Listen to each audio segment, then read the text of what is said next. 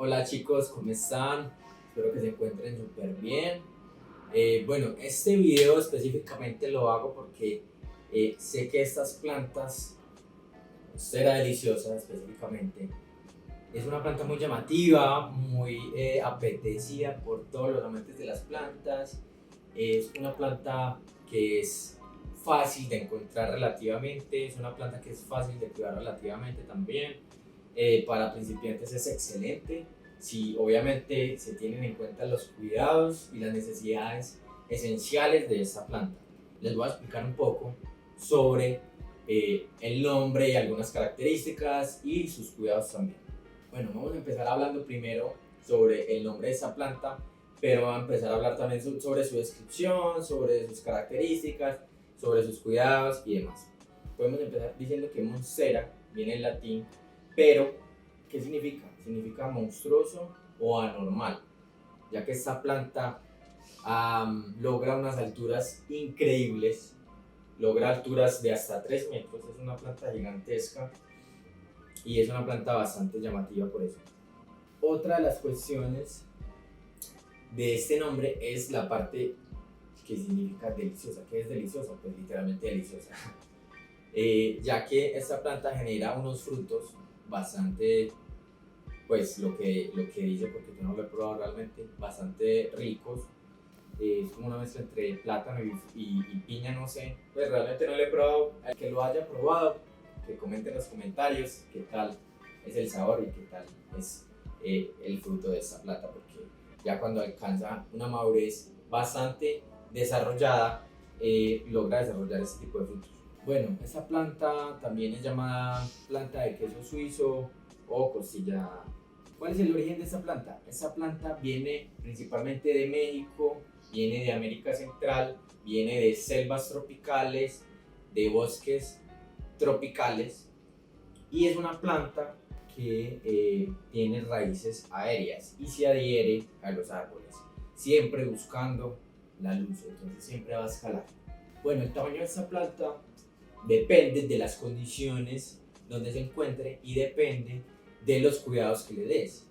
Entonces, esta planta en su hábitat natural o en un desarrollo adecuado puede alcanzar de 2 a 3 metros de altura, pero también la planta hacia los lados o de manera lateral puede alcanzar de 1 a 1,5 metros de ancho. Todo depende de las condiciones de luz, de temperatura y de las condiciones en las que se encuentra esta planta realmente.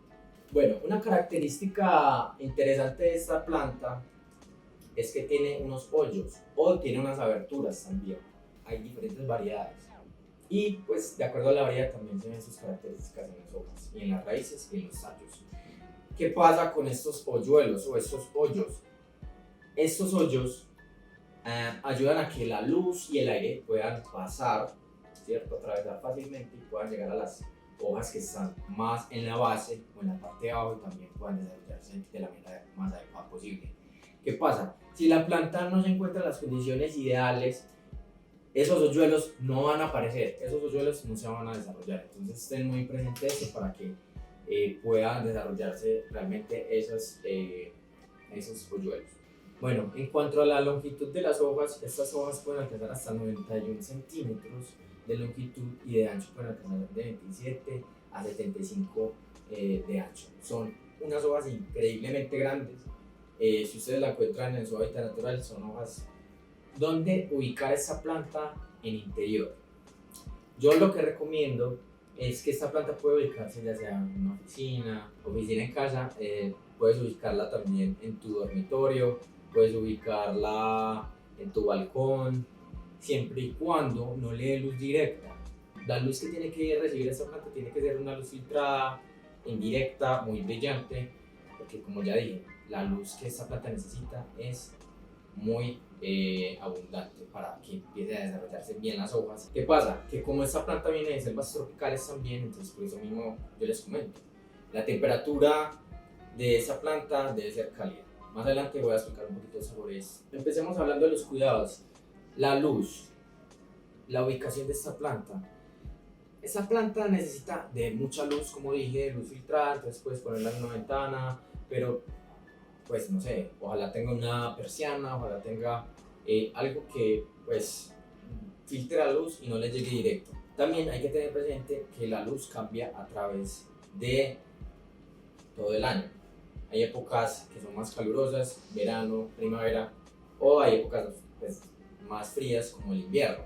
Entonces, ¿qué pasa? Que las plantas se desarrollan principalmente en los estados donde hay más pues, calidez. Entonces, el estado vegetativo es en esta época donde hay más calor. Mientras que cuando se llega al invierno, el estado de crecimiento empieza a disminuir.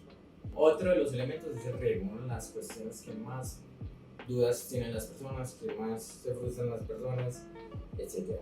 ¿Qué pasa con el riego de esta planta? El riego tiene que ser equilibrado, el riego tiene que ser no en exceso. Esta planta siempre necesita humedad, esta planta exige mucha humedad. Por lo tanto, es importante que el sustrato siempre esté húmedo, siempre esté húmedo, ¿sí? ¿Cuándo saber realmente cuándo regar esta planta? Cuando la parte superior del sustrato esté seco, más o menos 2.5 centímetros. Bueno, o sea, te estoy dando una medida, pues sugerencia. Pero si tocas la parte superior con tus dedos, con tu mano, y la sientes que está realmente seca, es momento de regar. No dejes que el sustrato se seque por completo. Y tampoco dejes que haya exceso de humedad. Entonces, en la parte de abajo es muy dañino para las raíces que se acumule humedad en esta parte, súper dañino. Entonces las raíces se van a empezar a podrir, se van a empezar a dañar y toda la planta se va a empezar a morir. Ten muy en cuenta eso. Por eso mismo el sustrato tiene que ser un sustrato que tenga muy buen drenaje, muy buena aireación. Y yo te puedo recomendar que en el mismo sustrato que tengas, hagas una mezcla con turba, con fibra de coco, con cáscara de pino si deseas y con perlita, ya que por ejemplo la turba te va a ayudar a retener humedad, te va a ayudar también a generar un poco más de nutrientes, mientras que la perlita te va a ayudar a generar porosidad y a generar también aireación para que haya también buen drenaje. La fibra de coco también es un elemento bastante importante para generar como aireación en las raíces y a mejorar la estructura del suelo y que las raíces también puedan desarrollarse de manera mucho más equilibrada ahí adentro. ¿De qué depende el riego? Depende de la temperatura del ambiente, depende de la época del año en la que estés. Entonces, mientras que cuando estemos en una época cálida va a ser más recurrente, mientras que estemos en una época fría va a ser menos recurrente. Entonces, entiende todas estas variables. Y también el sustrato es un factor que determina la cantidad de riego de esta planta. Tipo de riego que podemos usar para esta planta, ya que las raíces son largas, robustas y anchas. Uno de los métodos para el riego de esta planta es por inmersión. Metemos la planta en un recipiente con agua, en un balde con agua, la dejamos ahí aproximadamente 10 minutos, puede ser, digamos que toda el agua se absorba. Podemos incluso en este mismo plato poner agua y que la planta absorba toda la humedad, que ella misma se encargue de absorber la humedad. Y después la sacamos, dejamos que toda el agua se filtre y pueda salir, la agua que esté pues ahí acumulada. Si la planta ya está gigante y está demasiado grande y no la podemos mover para ningún lado, pues la podemos regar normal. Igualmente, siempre podemos regar pues, esta planta así de manera superficial acá, como siempre regamos nuestras plantas. Pero uno de los métodos más chéveres para regar esta planta es así, por inmersión. Bueno, otro de los factores imprescindibles, la temperatura. Imagínense en bosque tropical, ¿qué temperatura puede haber allí? ¿Qué pasa? Esa planta le gusta la temperatura entre 20 a 30 grados aproximadamente, incluso un poco menos, incluso yo podría atreverme a decir que hasta 15 grados, un poco menos. Se desarrolla más que todo en este tipo de clima, en este tipo de temperaturas. Esta temperatura no va a soportar heladas, no va a soportar aires fríos y no va a soportar cambios de temperatura extremos ni cambios de temperatura oscilando todo el tiempo. Entonces, ojo con las calefacciones, ojo con las ventilaciones, ojo con estar en una ventana y que todo tipo de viento y que cambios de temperatura radicales van a ser perjudiciales para esta planta. Otro punto, la humedad. La humedad ambiental de esta planta es esencial. ¿Cómo le vamos a dar humedad? Le podemos dar humedad no solo con el riego, sino con la pulverización con agua en las hojas, tanto en la parte superior como en la parte de atrás, con el embés.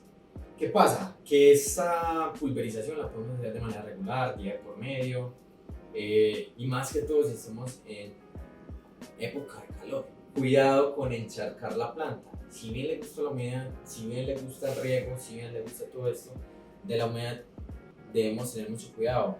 Debemos evitar encharcamientos, exagerarnos con el riego, porque eso puede generar en la planta hongos, enfermedades, plagas. Aquí viene un punto esencial también para su crecimiento, es la fertilización, el abono que le vamos a echar a esta planta.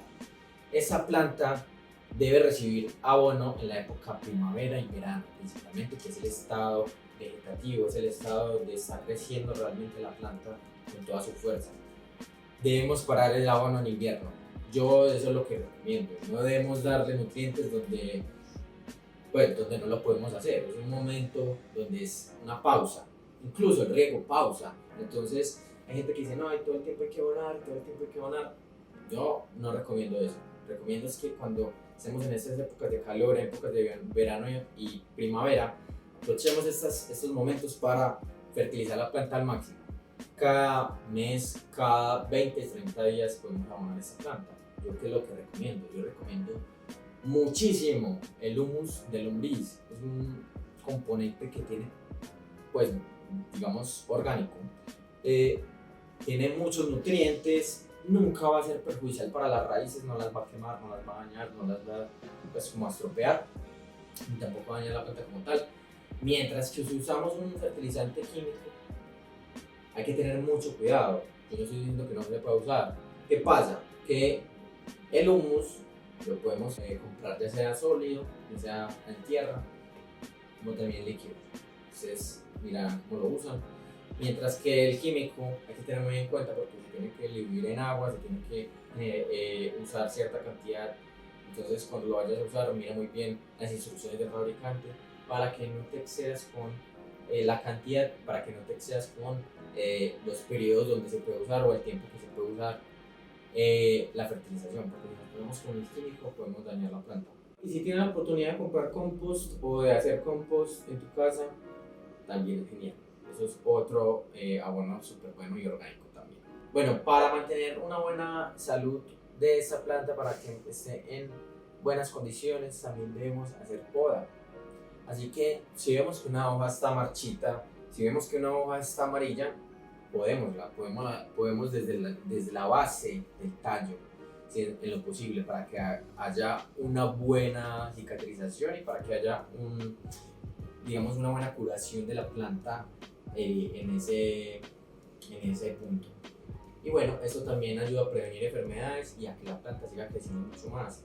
Va a haber, digamos, un enfoque de la energía realmente en las hojas, que vale la pena que esa planta crezca. O sea, las hojas sanas van a estar creciendo mucho más y va a aumentar el crecimiento de nuevas hojas. Para las plagas, evitemos el exceso de humedad, prioricemos una buena circulación del aire en el ambiente también, ya que los ambientes secos y con poca circulación también incitan a la proliferación de muchas plagas, como ácaros, como pulgones, como cochinillas. Y estas plagas son muy difíciles a veces de tratar porque son a veces imperceptibles, pero tengamos muy buen ojo para poder estar examinando la planta y que estas plagas no dañen las hojas. Podemos usar insecticidas tanto orgánicos como químicos, la limpieza de las hojas. Esto también nos va a ayudar a tener en cuenta de que si vemos una plaga, pues la podemos atacar de una. Entonces, bueno, y también porque el polvo se va acumulando, la humedad se va acumulando, entonces es bueno estar limpiando las hojas regularmente. Luego las podemos rociar después de limpiarlas. Pero ¿cómo se pueden limpiar estas hojas? Nosotros vamos a sostener la hoja por debajo para así evitar maltratar la hoja como tal. Vamos a sostenerla por debajo y vamos a usar un trapo húmedo y vamos a empezar a limpiar la hoja totalmente, ya que pues es importante que la planta pueda recibir la luz en su totalidad y pueda recibir toda la energía de esa luz y pueda hacer el proceso de fotosíntesis de la manera más adecuada. Ahora les voy a explicar cómo trasplantar la monstera. Es así.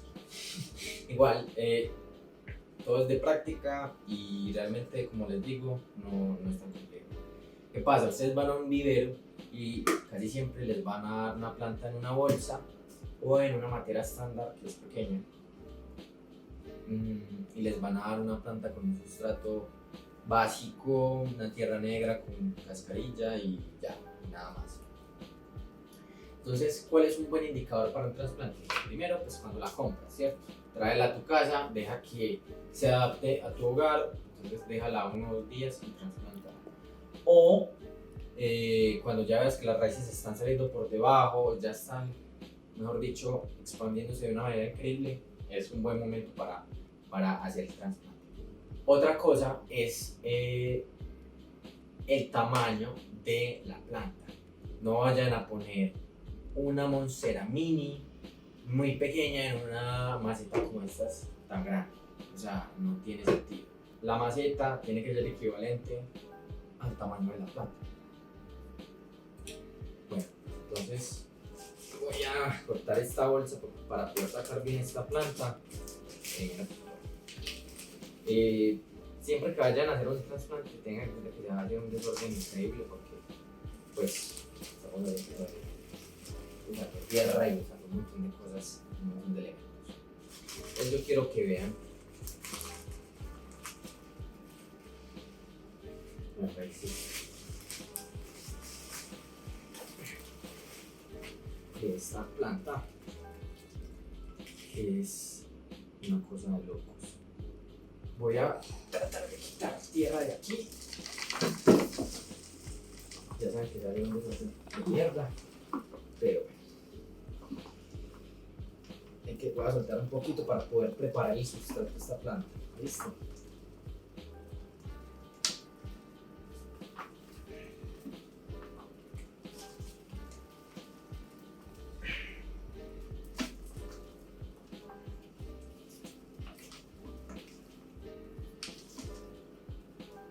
Entonces, lo que vamos a hacer es una mezcla. Yo te sugiero que tengas todos los implementos de jardinería básicos, como una pala, como este rastrillo, que ayuda a mezclar bastante bien la tierra. Entonces, vamos a mezclar. Voy a usar la tierra que ya tenía pues, en gran parte. Voy a usar un 50% aproximadamente de esa tierra.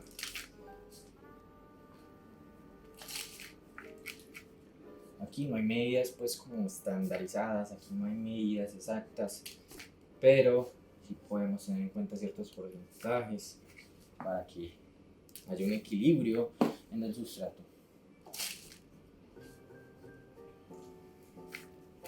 ¿Cierto? Entonces yo lo voy a dejar hasta acá para hacer una primera capa. Entonces, ¿qué voy a usar? Voy a usar turba. Ya.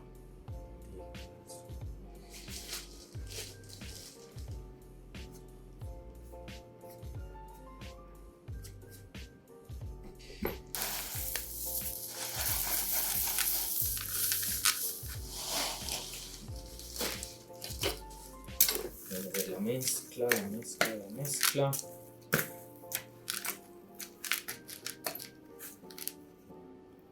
Ya tiene un poquito de fibra de coco que ahorita le voy a echar también.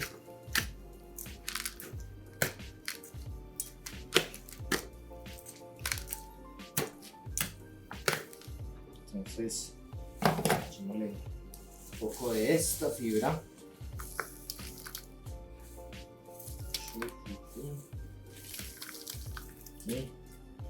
Y hacemos este.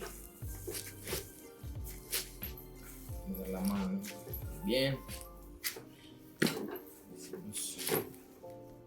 Tratamos de que la mezcla esté bien distribuida.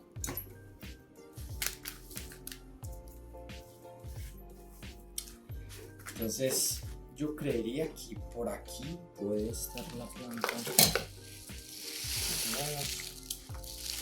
Sí, puede ser por aquí. Entonces, a ver, yo en este momento voy a darle tierra para poder que se sostenga. Para ahorita echarle los otros componentes. El humus es mejor echarlo, aunque yo lo echo pues directamente en la tierra, ya así en el sustrato, pero es mejor echarlo ya cuando vayamos a hacer el riego, es mejor para que se pueda absorber bien esos nutrientes. En este caso, pues dejen todas las raíces adentro de la tierra, no las dejen por fuera.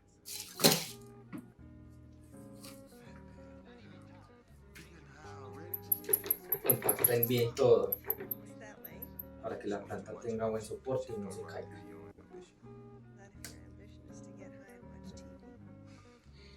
Usemos turba, usemos perlita. Aunque la mezcla ya la pueden haber hecho y la echan de una vez, pues yo en este momento pues no la hice así, pero bien.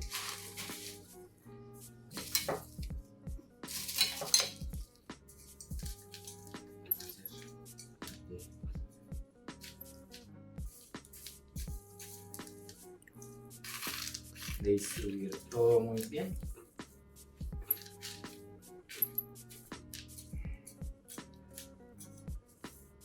¿Cierto?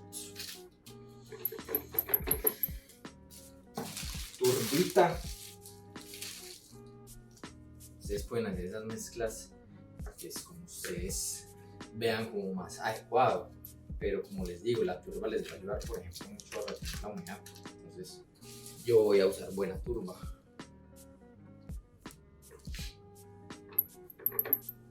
Estos elementos los pueden conseguir en los viveros, entonces no hay ningún problema. ¿Cierto?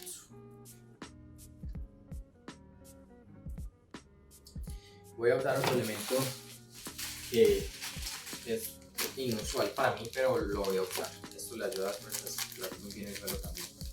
La vermiculita, que es pues un plus que le voy a dar porque es obligatorio, pero se lo voy a agregar para darle ese toque especial y de ayudarle mucho más al sustrato. Obviamente todas las raíces recuerden meterlas bien, que no quede nada suelto. Y bueno, yo creo que ya la planta está